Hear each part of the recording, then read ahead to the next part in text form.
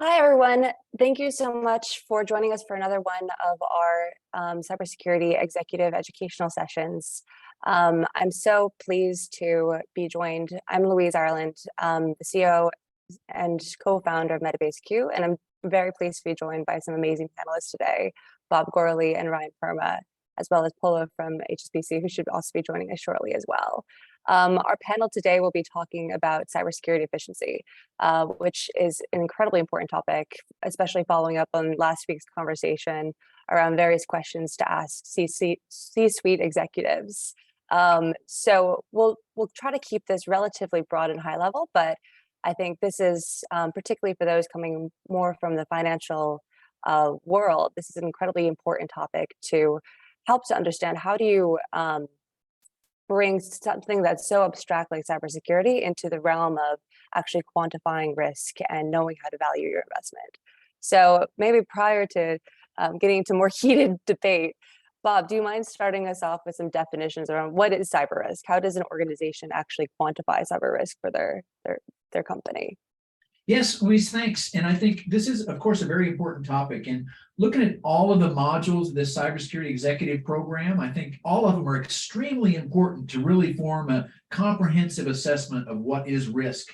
But I want to give you some very high-level thoughts. And of course, would love Ryan to push back or help us understand this in more detail if I get it wrong.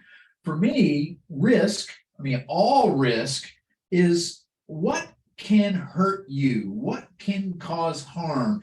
And in other categories like financial risk, it could be, there's interest rate risk or there's capital allocation risk. In the physical world, there's the risk of penetration or the risk of crime or the risk of theft. In the cyber world, what can hurt you? And the community generally talks about that in three categories that have already been talked about in this program, I'm sure: the confidentiality, availability, and integrity. So cyber risk, what can hurt you in the cyber domain?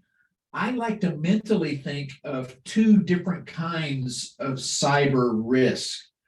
I believe it's important to categorize your risk. Think of one category of risk as the things that will destroy you. They will ruin your business. They will put you out of business. These are the big risks. The other risk will cause harm, but it's not going to destroy you. And by mentally categorizing risks that way, I think it can help us make business decisions. The things that can destroy you, well, make sure you're mitigating those risks. Make sure you're building in backups and you're protecting that data or whatever your business process is. Understand what's most important to you, that if an adversary steals it or stops you from using it or corrupts it, would destroy your business, and focus your protection there. The other things that would only hurt you, yes, you don't want to be hurt in any way. So those kind of risks, give it appropriate attention. That's my mental model for risk at a high executive level. Cyber risk are the things that can hurt you, that attack confidentiality, integrity, availability. And it's important to categorize those risks into the things that can kill you and the things that can just hurt you. That's my view. No, that's right. Oh, Ryan, you're mute.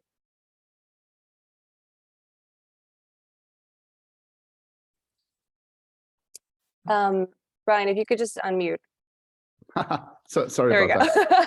No worries. So I'd like to add a little bit on how I look at risk that might just add a little bit of color here. So one of the, to your point, the destructive and then the harmful, not all assets, much like you have cars and trucks and buildings in your physical asset world, you have data assets out there. And not all of these assets have the same value. And so much like risk in the real world, you have to consider risk as the value of the asset versus the threat that's appropriate there. And a key part of this is beginning to understand where your assets are. Generally speaking, in a physical world, you know where your things are. You bought it, you have an accountant tracking where things are. If you don't know where they are, that's a real problem. We haven't seen the same level of diligence with digital assets. And digital assets can be anything from personally identifiable information to actual physical servers in a server farm, and can even reach into data sitting down on phones and laptops spread all over the world. No, that's a phenomenal point. And I think another one I'd like one of you to touch a little bit more on is we think a lot about how cybersecurity is important for banks or other financial institutions. What are some of the risks, the assets that could be at risk for companies outside of those that direct sector? There are so many. Go ahead, Bob, please. Ryan.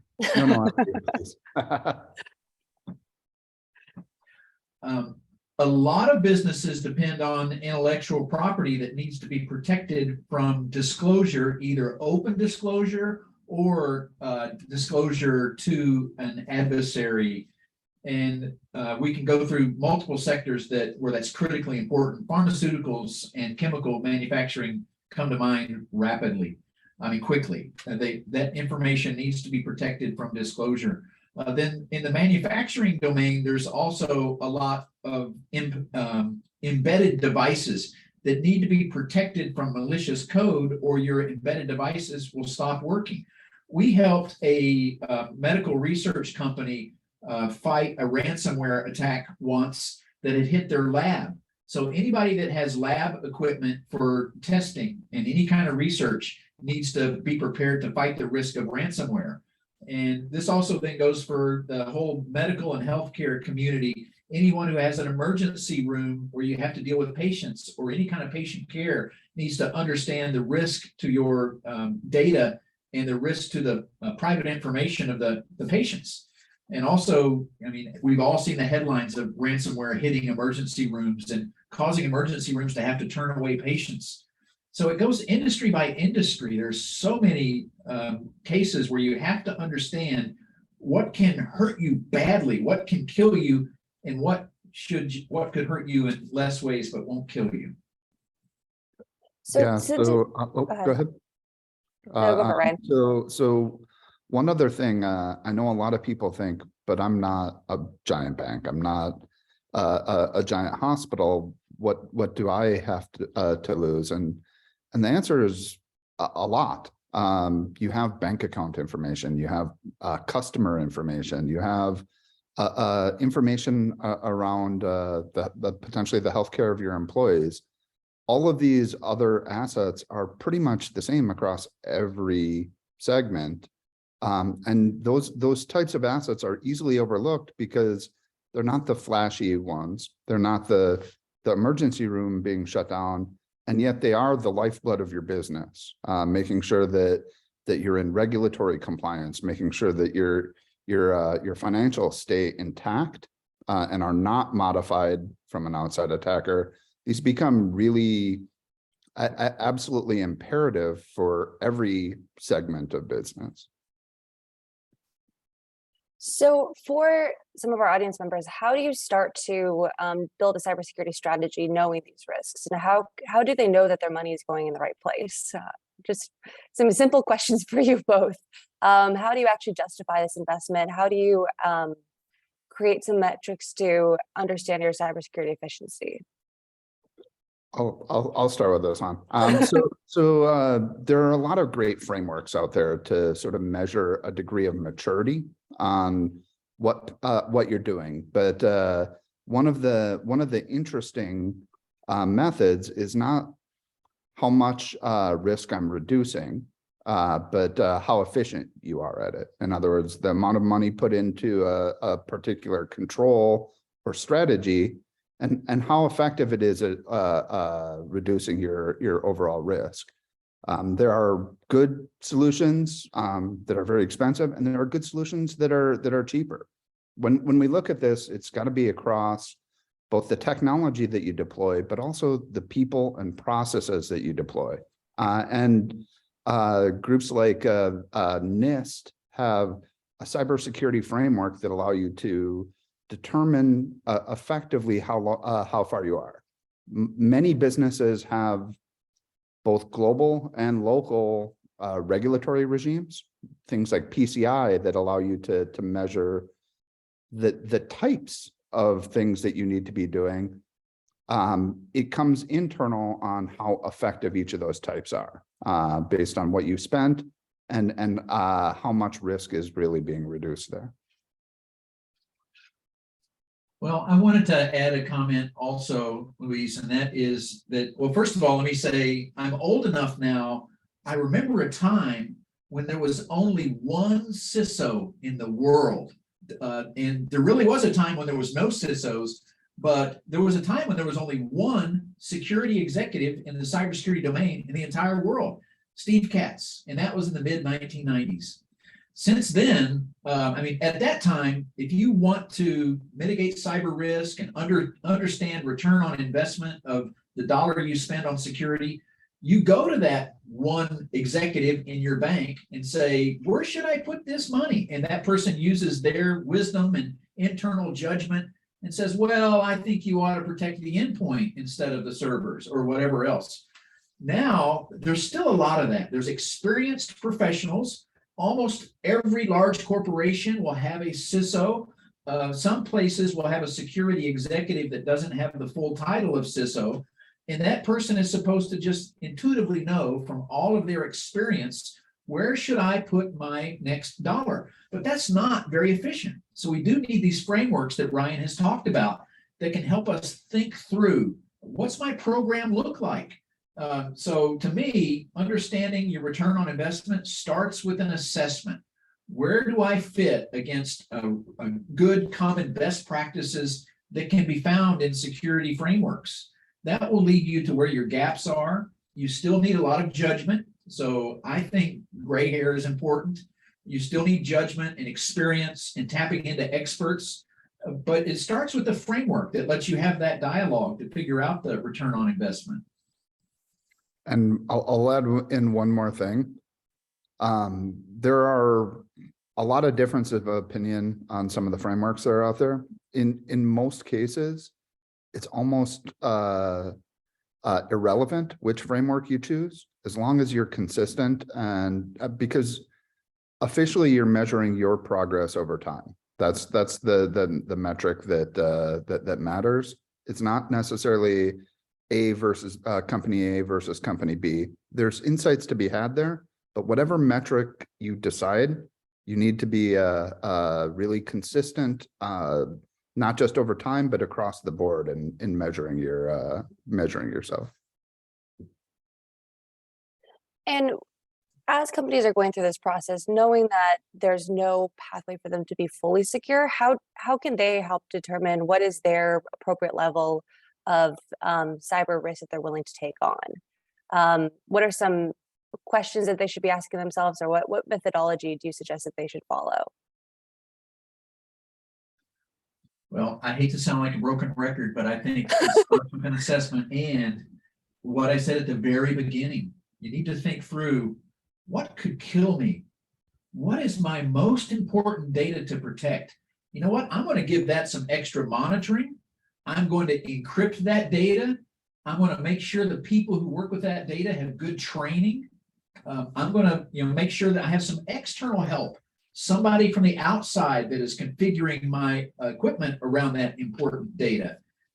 So to me, it starts with an assessment and prioritizing your data and on what to protect. And that's going to vary from industry to industry.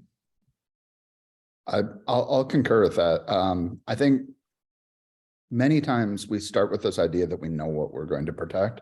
I'll add in, we have to know what we're going to protect. So it's understanding where your data is, what your assets are.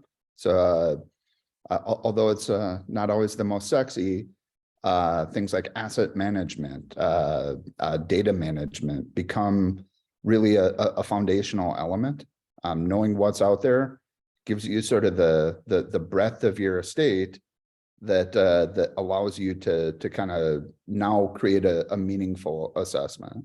Beyond that, I would look at considering some of the non-traditional risks. Like if we look at this akin to insurance, we have concepts of catastrophic loss. With digital, because we have things like backup, catastrophic loss in a disaster recovery world is not quite as catastrophic as it once was, assuming that you've made that investment, of course. But there are a lot of other types of reputational damage and sort of operational capacity damage. Earlier, Bob was talking about embedded devices in manufacturing. Well, these are running robots. If the robots go down, the robots may not be broken, but they're not producing. And a stop on a line can cost very real operating capital and slow down multiple schedules that are dependent on that. These types of risks aren't simple 1+1 type of quantifications. Understanding the flow of value creation also kind of pairs with that understanding where your data that you need to protect is.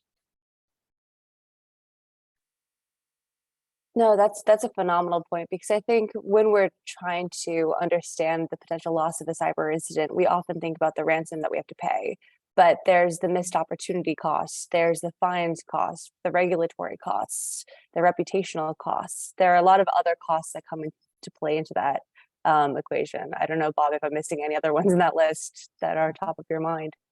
Well, this also depends on the regulatory regime that you are under. All of us in international businesses are going to have to comply with multiple regulatory regimes, and the cost of a cleanup includes then notifying officially the regulatory bodies that operate over your business. In one survey I saw, it said up to 70% of the cost after a breach is the legal and policy compliance of the breach. This really adds up. But maybe the most important one is the one you mentioned about opportunity costs. When you're so busy cleaning up after a breach, you're not pursuing new markets or creating new innovations or winning new business. And it is a big distraction. Although the costs we can measure are significant, the opportunity cost is maybe even greater. Like you can find almost every vendor in the space that will throw very large numbers.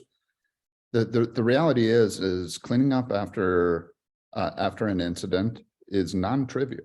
One of the things that we have to kind of wrap our head around is that oftentimes, if you're hit with ransomware, that might seem like a sort of a unique, one discrete concept, but in reality, that's somebody who's penetrated your network and oftentimes left a long trail of potential other avenues in.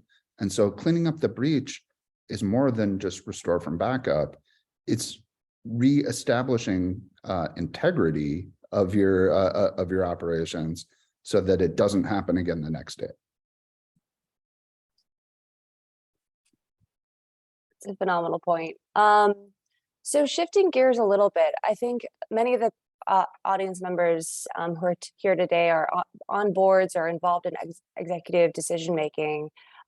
What questions, from your vantage point, do you wish that you were asked more often on what metrics should they be tracking around cybersecurity efficiency? What questions should they be asking in their board meetings around cybersecurity efficiency to see if their teams are managing this in the proper way?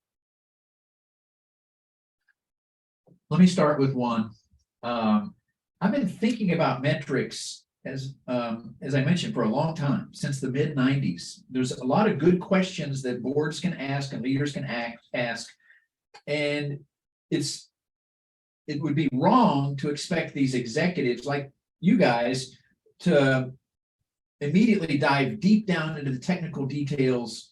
What's the block list on my router? What's the status of my patching? Technical experts need to do that, or your security vendors need to do that. As an executive, what questions can you ask to really get at the heart of the matter? And I started asking myself that and thinking about it for a couple of decades now. And I started to think, all right, there's one important metric. You want to keep the adversaries from accomplishing their objectives and violating your confidentiality, availability, or integrity. So you want to keep the bad guys from having unauthorized access. That's the number one metric. But how can you measure that? Well, you need to be well automated.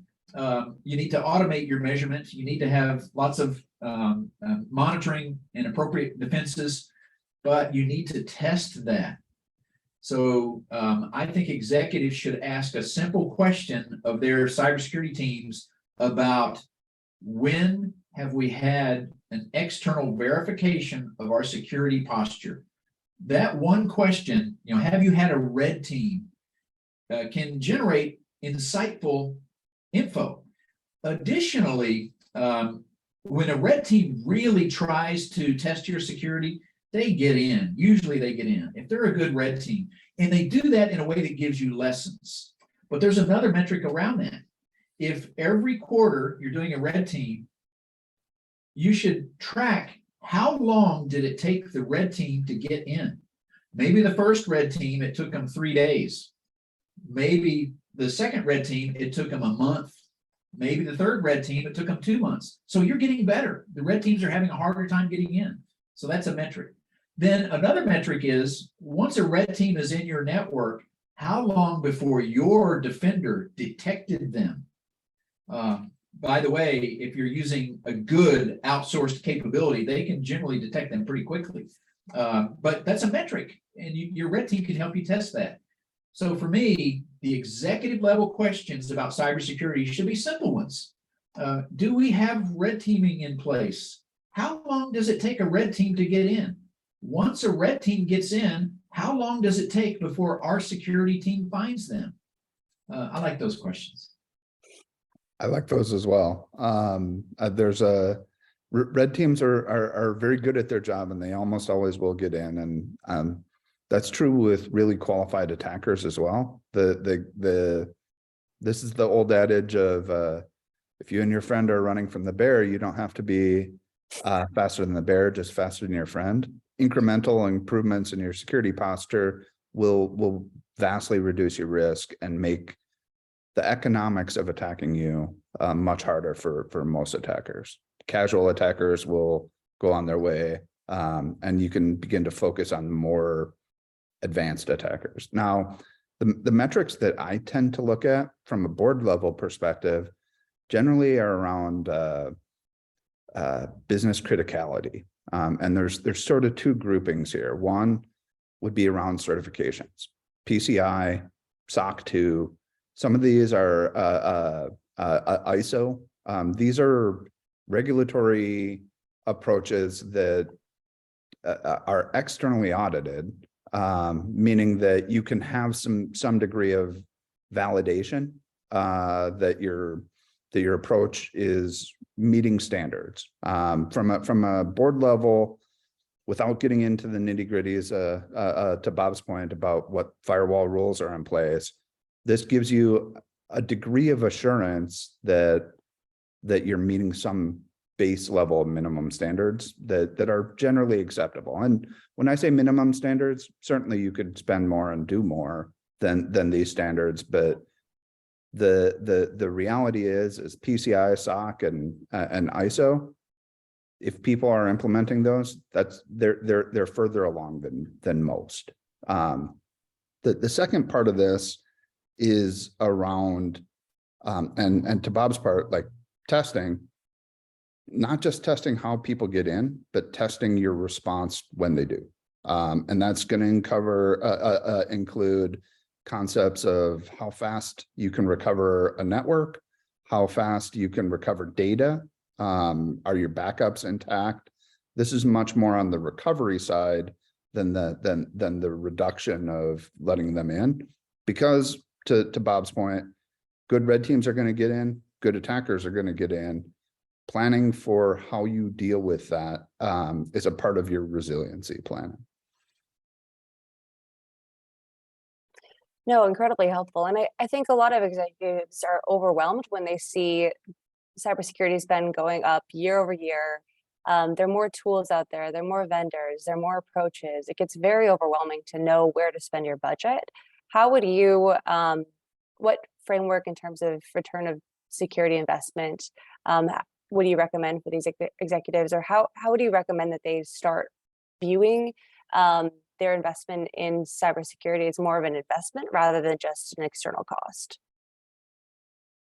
I can hop on this one first. So right now, complexity is the biggest challenge I think that most CIOs and CISOs have to deal with. The number of systems, whether we're talking about external things like Salesforce, like SaaS oriented, shadow IT, cloud, mobile, the number of tools that an average CISO has can number in the hundreds. Their teams are managing a lot of this flow of data.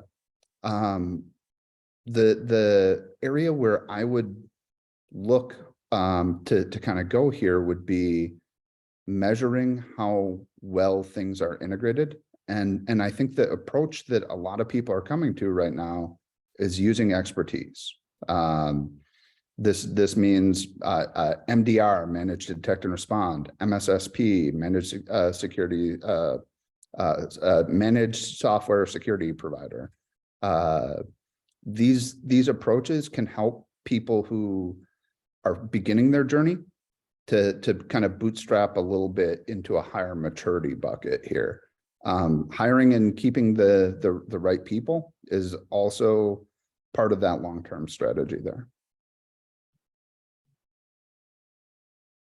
Wow, it's hard to add to that. I think that was very well put. You know, another thing that's, I think, very positive and virtuous about the cybersecurity community is we've become a strong community where so many of us know each other, whether you're in government or in academia or the nonprofit space or business space. The security community is becoming a good, strong community. And I think you should feel free to use that community, including the community that's being built here in this executive program. When you have questions like this about what's the most efficient thing to do, or where should I invest my next amount of money, or how can I tell what I really need, or which vendor is the right vendor, I believe we should all feel free to ask each other these kind of questions, because none of us can understand all of it alone, but together we have hope of really making good, solid decisions. So it makes me want to just underscore that point that as a community, we can tackle these issues better than as individuals. I love that point. And I think that's we talk about that a lot at Metabase Q, about the idea of defending collectively and putting together shared resources. Can you just mention a little bit, Ryan, about the difference between, as someone's looking to build out their cybersecurity strategy, how should they think about building it internally versus supplementing it with external support? Sure, and obviously this changes depending on both your internal skill sets and so your maturity. One of the biggest drivers is CapEx versus OpEx. So building an internal security team can require a pretty significant capital expenditure. Building out a SOC, staffing that SOC, shifting that as an outsourced to a managed security service provider allows you to kind of shift that to an OpEx. So depending on your flow from the financials, that's part of it. The second part is really about the level of maturity of your security process. As you're starting, you're going to be worrying about blocking and tackling issues like, do I have antivirus? Do I have backups of my key data? Where is my data? What is my data? Can I apply this out to remote environments like branch offices? Those are tactical questions that are going to eat up a lot of your time in the beginning of your journey. As you continue to grow in your process, you have more people, and so people management, staffing concerns. One of the stats out there, and I haven't seen one for right now, but over the past 5 years, they say that there's a negative 100% unemployment rate in security, meaning that there's 2 jobs available for every qualified person that wants to work there. That means that salaries are going up. That means that getting quality people is challenging. And so this means that we have to start building people up. We get them fresh out of school, whether that's a technical school or whether it's a college, and start building them into the SOC engineers that we want. Conversely, shifting this over to a specialist means that you're delegating some of that operational risk. But the one thing I will say is at the end of the day, you can always delegate those actions, but the risk still comes home. Like you can smooth things forward, but you have to be a partner with your service providers. You have to be able to understand the things that they're feeding back and help guide them so that they can be effective at actually reducing your risk. Can I add a comment there, Louise? Absolutely.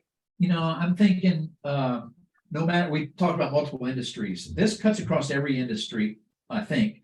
If you're in finance or retail or healthcare or mining or agriculture or education, you're not a security company.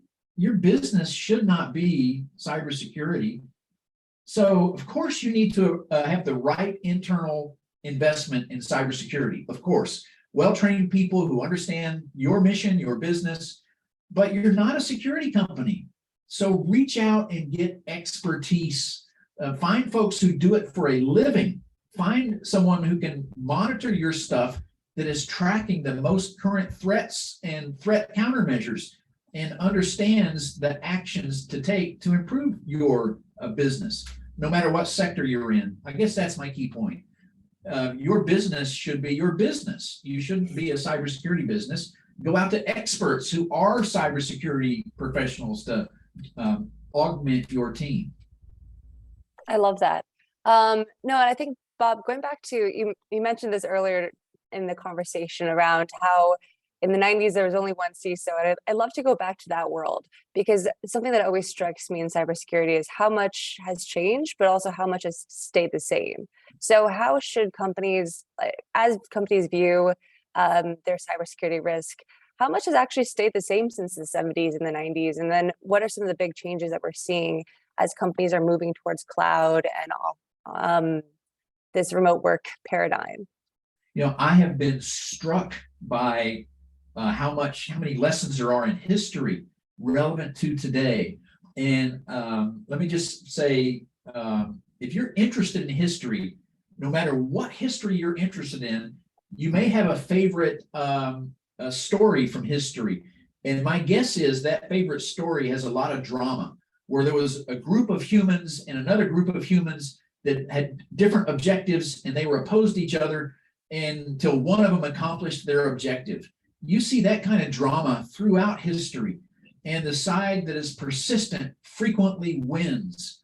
There's the story of Hannibal crossing the Alps to invade Rome, which is a story of persistence.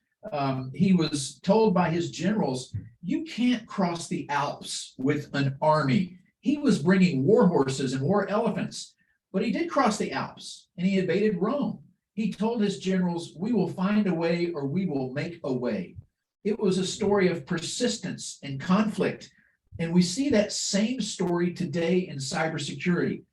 Early in cybersecurity in the mid-90s, I mentioned there was only one CISO, Steve Katz.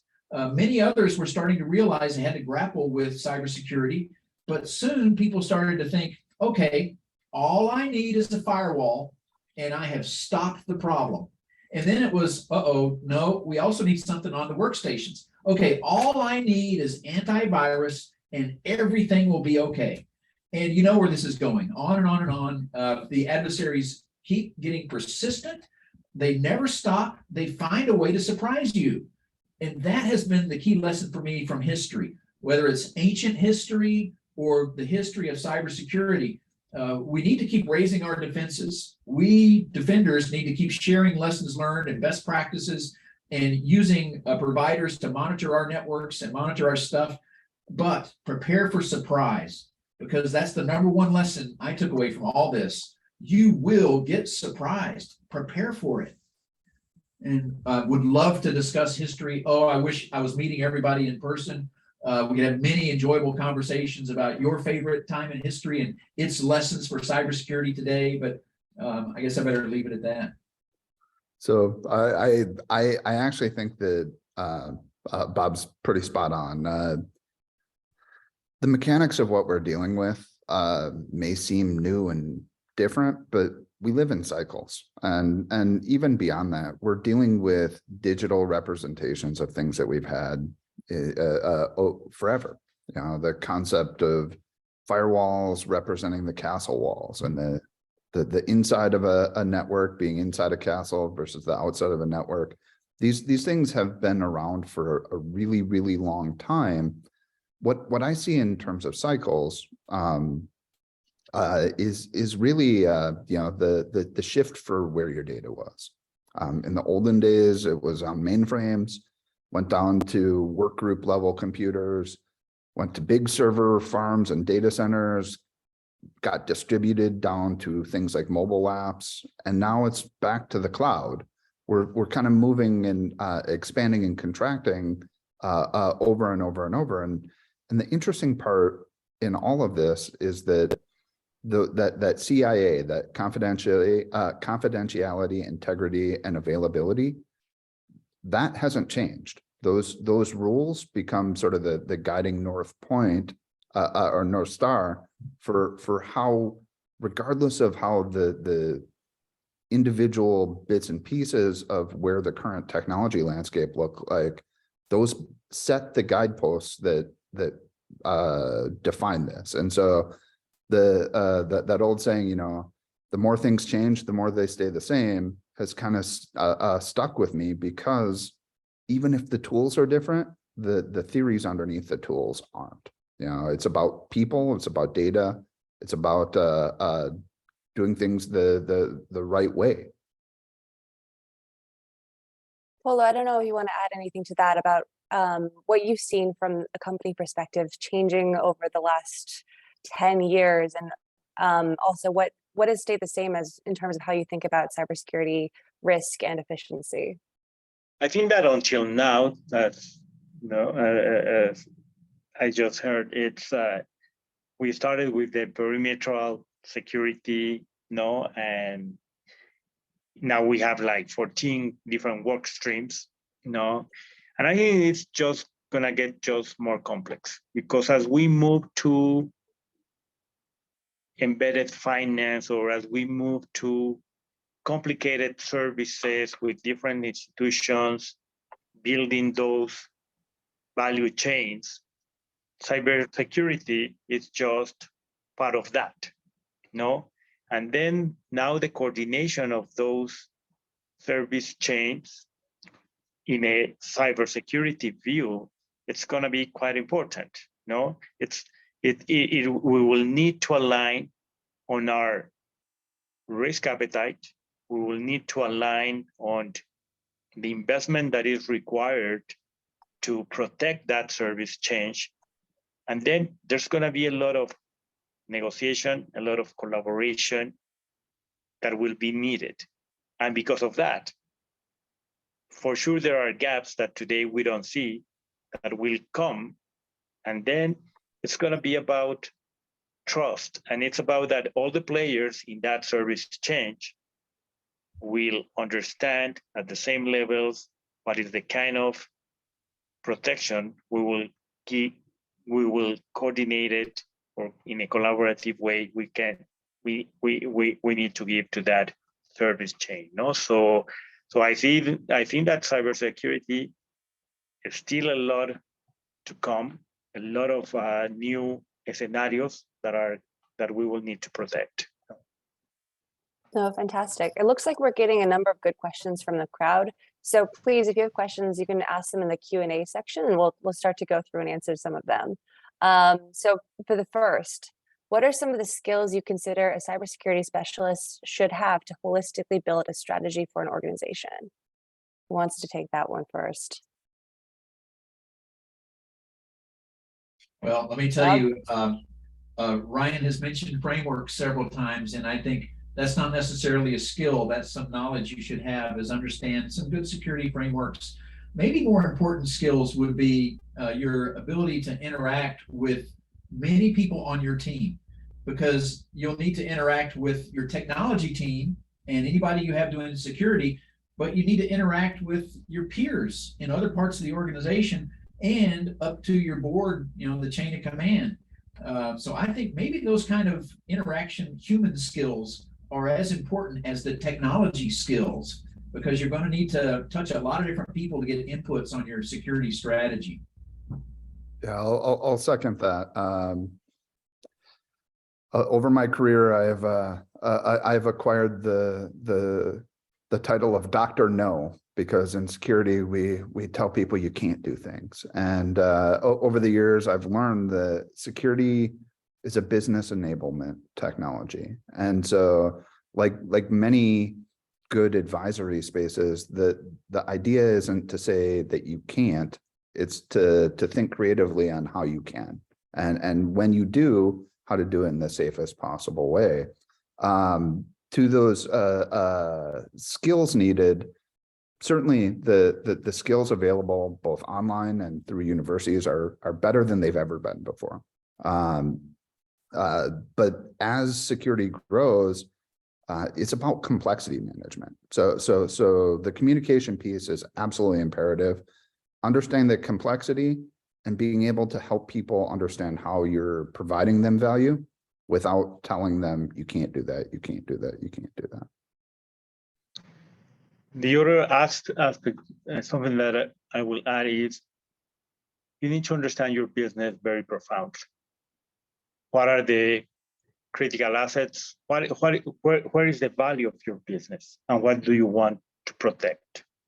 Because as any strategy, you need to be choiceful. You cannot protect everything for every scenario. It's going to be none. You might invest more than your revenues. So you really need to understand and be very assertive of what it is mandatory and critical to protect. Perfect. So the next one, how can we better explain internally that cybersecurity isn't just a monetary risk, but a reputational one? It's a great question. Ryan, kick us off. Sure. Well, right now, and I'll pick on the financials because that's probably the easiest, but it's not unique to financials. Many companies are based on trust, especially those that have long histories. We've been doing business for 100 years, 200 years, longer. That concept is all there to instill trust in users. The first time that a user is faced with a situation in which their credit card details, their personally identifiable information, their home address, their telephone number get leaked from a company, that can do more to damage that feeling of trust. Now, a lot of people write this down as the concept of goodwill. Goodwill can be utterly destroyed by a bad decision leading to reputational loss. Now, this has a lot of knock-on effects. People don't trust you. They're investing less money into they're buying from you less. They're thinking twice about it. And like everything, every business, any additional amount of friction is only going to be doing nothing but cutting into your margins. So whether it's a 2% drag on sales, or a 2% churn of customers, or bigger, depending on the nature of the concept, these are all unforced errors and preventable errors that you can mitigate through sort of proper planning and execution.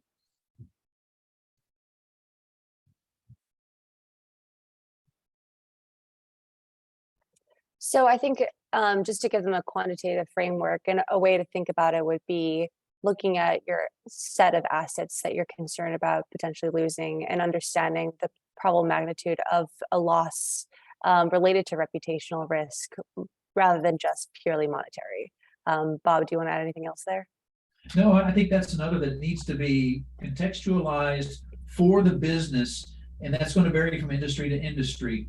But reputation across any company is extremely important, but it really needs to be contextualized to your industry, your company, so you can communicate it in a way that your business leaders and your peers in the organization will better understand. So we can jump to the next question. This is a topic that we've been hearing a lot more about, but can cybersecurity risks be fully covered with insurance? And maybe we can talk a little bit too about what is the current state of cybersecurity insurance as well. You know, it seems like for the last several years, cyber insurance companies have been writing policies, and there's been a rush to write policies without really thinking through the risk to the insurance company itself. Now it seems like a lot of them are having second thoughts because they've had to pay out a lot of money. Some of them have been deciding not to pay out and are in their court cases going through the courts right now in the US dealing with payouts of cybersecurity insurance. And I'm not sure what effect that's going to have on the market. In general, I still believe cybersecurity insurance is a positive thing because increasingly companies are saying you must take prudent steps to protect yourself before I will write you a policy. There's things the policy will not cover, but if you take prudent steps, like you get someone to monitor your IT for you and you follow a good common framework and you have multi-factor authentication, for example, then they're going to give you a policy that gives some coverage. You still have to have a good security policy and many other things, but I think generally it's a positive improvement. It's still the early days, however, and I'm not sure why it hasn't proliferated yet and when it will proliferate, but I feel like it's generally a positive thing that businesses of all size should pay attention to and consider getting a policy.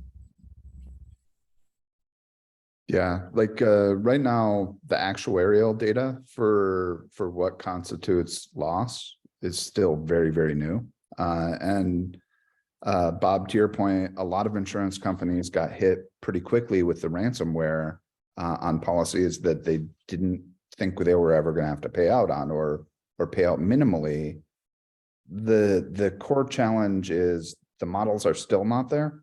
So the way that they're countering this is that cybersecurity risk premiums are going up.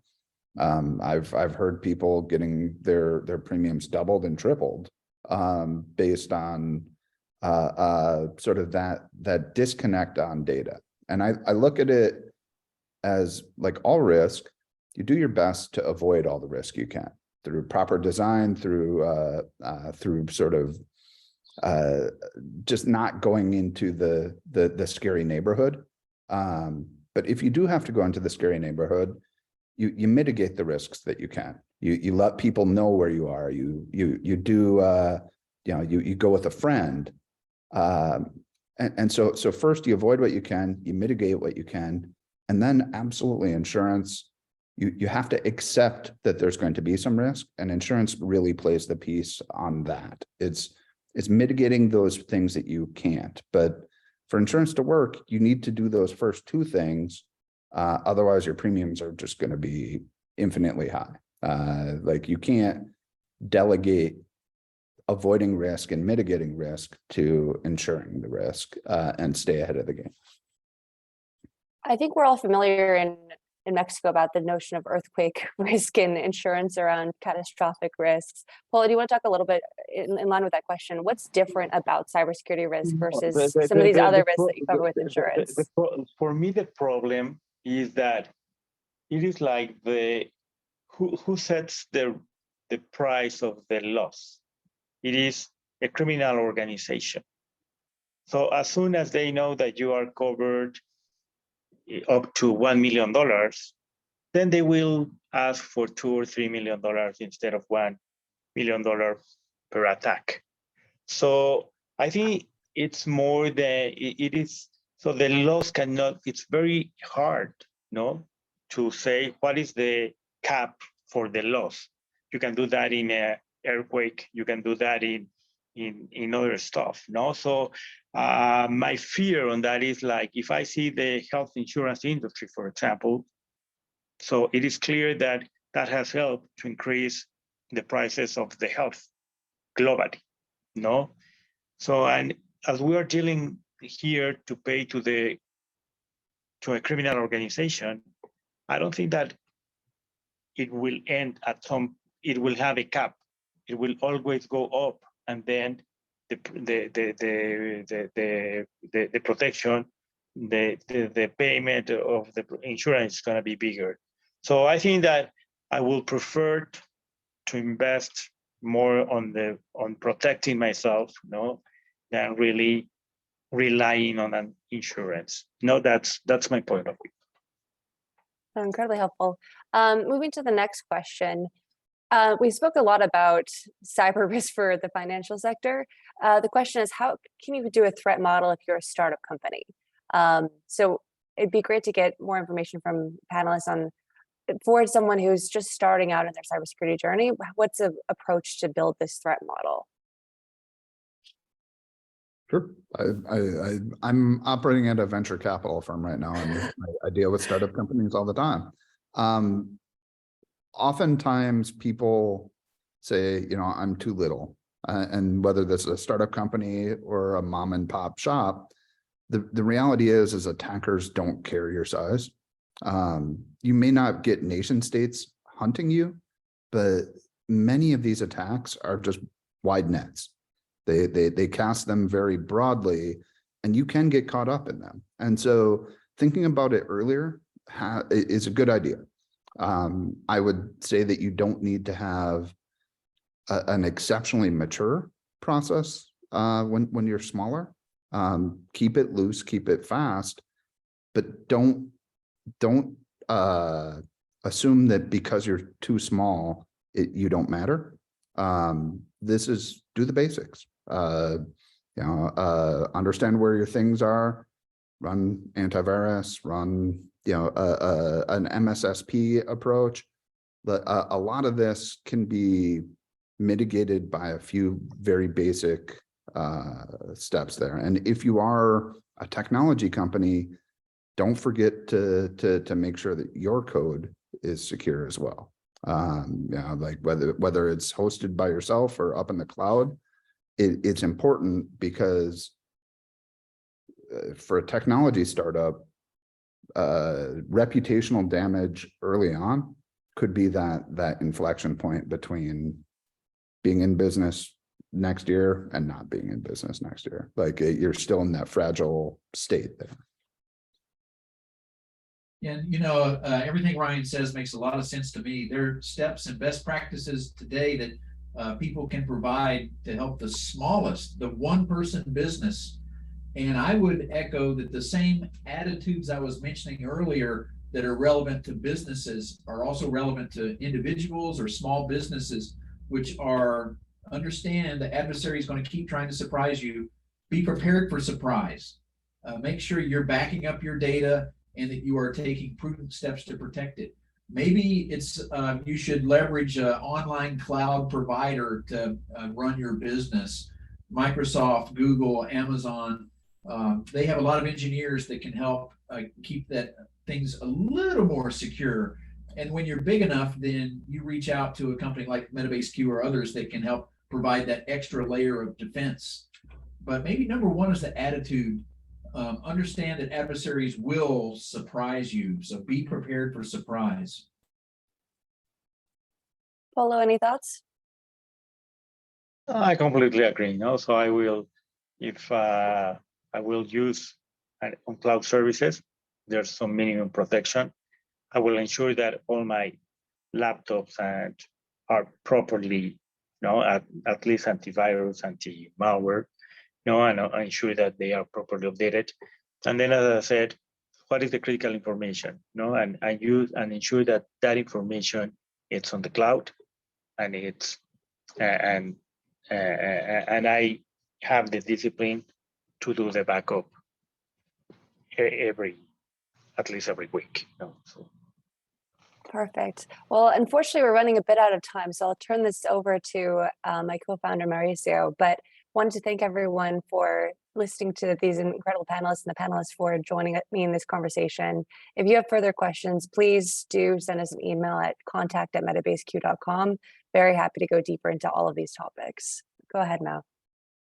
Luis, thank you so much. Amazing panel. You did amazing moderating these three amazing speakers. We couldn't have had a better speaker setting with Bob, Ryan, and Polo. I think the insights that they gave our auditorium and the people around, it's just outstanding. It's just one of the few in terms of every comment, different aspects around cybersecurity. So I thank you for all of you for being here. With that said, we're super excited also for next week's panel. We're going to be talking about ransomware, which is one of the highest and most critical things that we're seeing within the region. We have a couple of amazing speakers. One of them is from a company called Halcyon, one of the only few, according to Gartner, ransomware protection technologies. They're going to be talking about what's the approach, what they're seeing in the market, how are they doing against it. And we're fortunate also enough to have the CIO of Walmart, Mexico, and Central America joining the panel. So it's going to be a pretty interesting panel with one of the most interesting things happening across the region, not only in Latin America, but worldwide. Again, thank you, HSBC, for collaborating with us in this talks and conversations. Thank you to all your customers and our customers to participate in this, to get more awareness into the equation. And Carlos, I pass it on to you just to give final thoughts, and thank you again. Thank you, Mauricio, and adhering to your thanks to the panelists. Fantastic insight and knowledge left today to our attendance. So thank you very much. Keep on joining us. There's still much more content, and as Mauricio just mentioned, ransomware is one of the key elements that is disturbing now companies. So in our next section, we will be talking a few things on how to avoid it. So thank you, everyone, and see you soon in the next talk. Thank you.